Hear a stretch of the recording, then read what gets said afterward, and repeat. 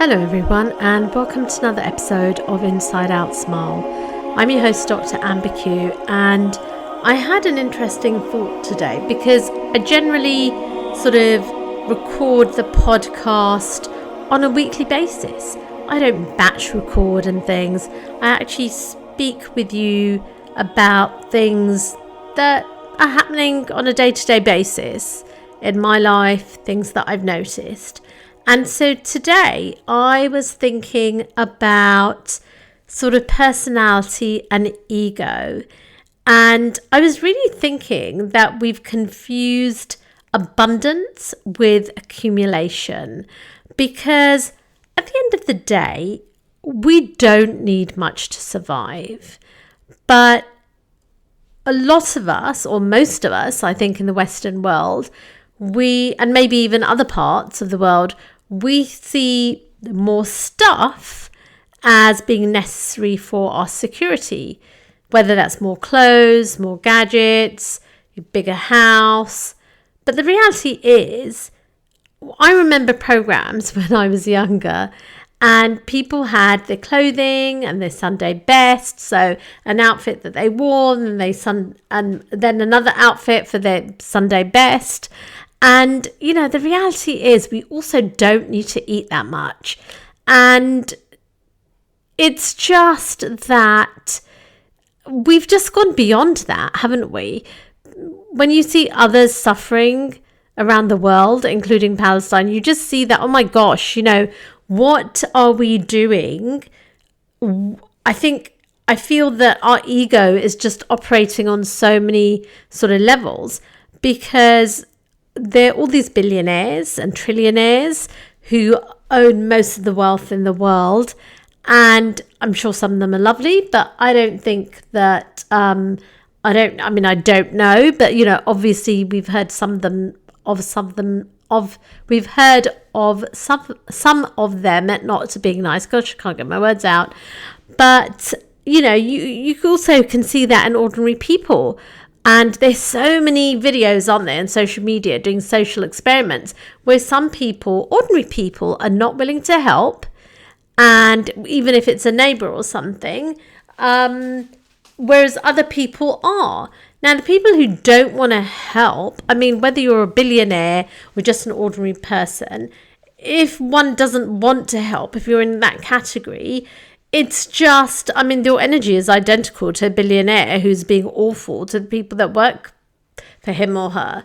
So it's that energy, isn't it, of scarcity, that, hey, if someone else gets more, is there less for me? I don't know if that's what they think, or whether they're just sort of greedy.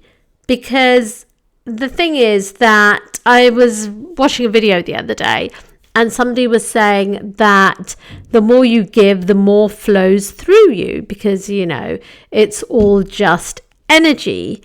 And the thing is that I feel that real abundance isn't about thinking, oh, I've got enough to feel secure, but it's about already feeling secure, because security doesn't come from stuff, right? So if you feel secure when you've got nothing, you know that security, well, depending on who you are, that security comes from connection from God, obviously, if you're a person of faith. And if we look at sort of the resilience of the Palestinian people, you know, they have that, I mean, they're just amazing in terms of, you know, their faith.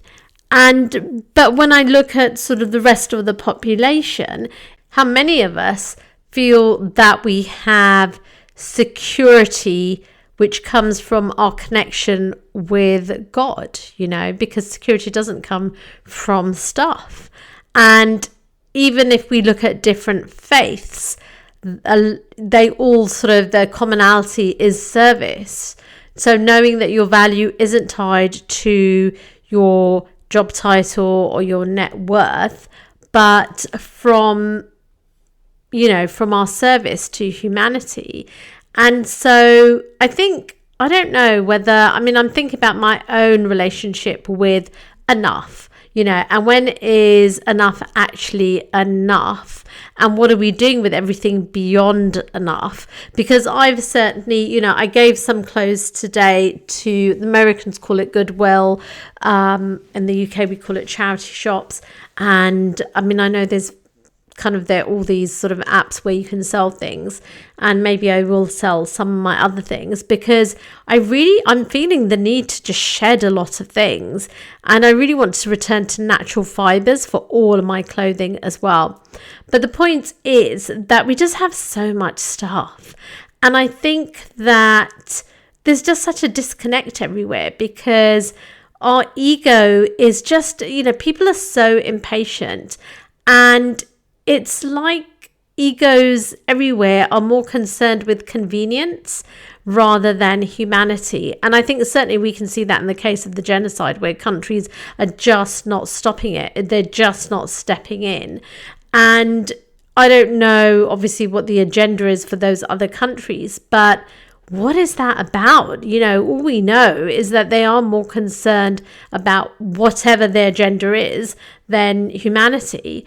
And this is the thing, though. I think, there are different levels, from the billionaire, from the powerful, but also down to just people, because it's not always about obvious greed. Sometimes I think it's, spiritual superiority. Then that's very in vogue at the moment, isn't it? Oh, I'm so spiritual.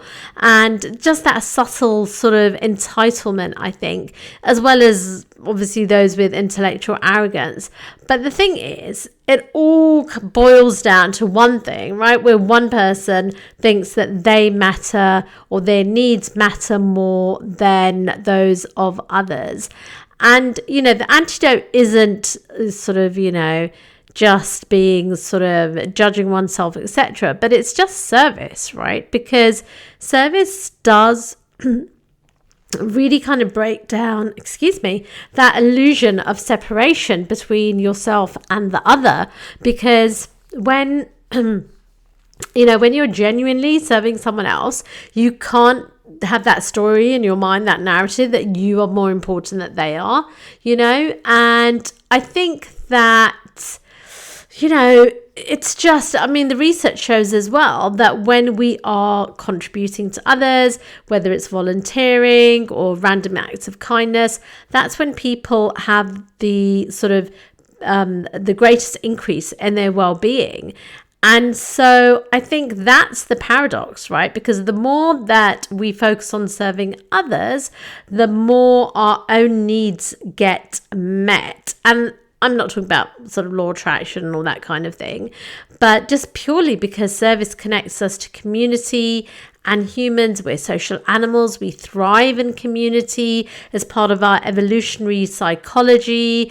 And when we're connected to others through service, we're just part of something bigger.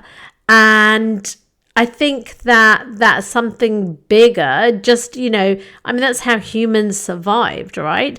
But then modern culture is teaching us this individualism and, just to hoard, to compete with each other. Obviously we know that social media really does that.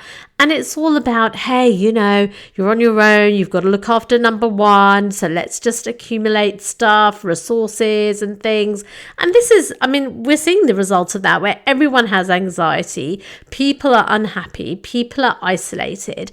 And so I think the whole point of this episode is really isn't that you think, oh my God, I've got so many things, this is terrible. And I don't mean that, although I'm kind of decluttering purely from, do you know what? I just feel cleansed I just want to feel cleansed by removing things. So today I did, as I said, take some things away. But there are some other things that I need to sell, and I'm happy to sort of give those funds away. But at the end of the day, I just want to really streamline everything. But I think the thing is that for all of us, we should just examine our relationship with everything that we have, It's kind of not just your material things that you have, but literally our daily choices, and I'm going to be sort of, I really love it when I have kind of small interactions, because I know I know from my studies that basically it does improve one's well-being. I'm always speaking with people outdoors in the tube, in in a cafe, in a store, etc. And I think the thing is that if we think about, if someone asks us for help, what is our first instinct? If you see someone struggling, whether it's an animal or a human being, just a living being, kind of what happens? What story do you tell yourself? And I don't know. Yeah. So what kind of goes through your head? And I'm not saying that one should self-destruct and just become, kind of this person that's constantly, giving until you burn out or you become depleted. But I think what I'm just saying is, having thought about my childhood and all the programs that I loved, they were just such simple lives, right? Like Little House on the Prairie. It's just so simple with their limited clothing, their occasional treats, and they really savored things. But, they were part of this little community, and it was just so rich, this community. And this is the thing, we are all connected. The butterfly effect, we are all connected. My well-being is connected to yours. Isn't that amazing? So I think the thing is, it's just really maybe thinking about how we think about others. And, why do some people deserve more than others? Why do some people deserve less? I mean, why is there a genocide? Why? I mean, obviously there are people that are taking action, but then there are many people who are not taking action. And the thing is that people, I think, one should realize, and I'm not saying that listeners that you don't realize, but we're all the same. We're all one race. We're all humans. Everyone wants to matter. Everyone wants to be seen. Everyone wants to belong. And the thing is, when we're just accumulating things and status, we're just building all these walls, and all those walls are in essence graffitied with, I matter, I want to be seen, I want to belong, but that's kind of indirect, really, because who's going to see the wall and take the time to read it, especially in today's age when people have less attention? And I think the thing is that the direct path is service, right? So I think the thing is that if I pose the question that if you knew that you already mattered, and you do, but if you knew that you're already seen, if you knew that you already belonged and you felt confident in that, how would you show up differently in the world? And what would you do with your time, your energy, and your resources? How would you serve others? Because I think at the end of the day, abundance isn't about having more. It's about needing less and giving more. And, that kind of abundance is open to all of us right now, exactly as we are. So until the next episode, let's all create connection and not just change lives, but save lives.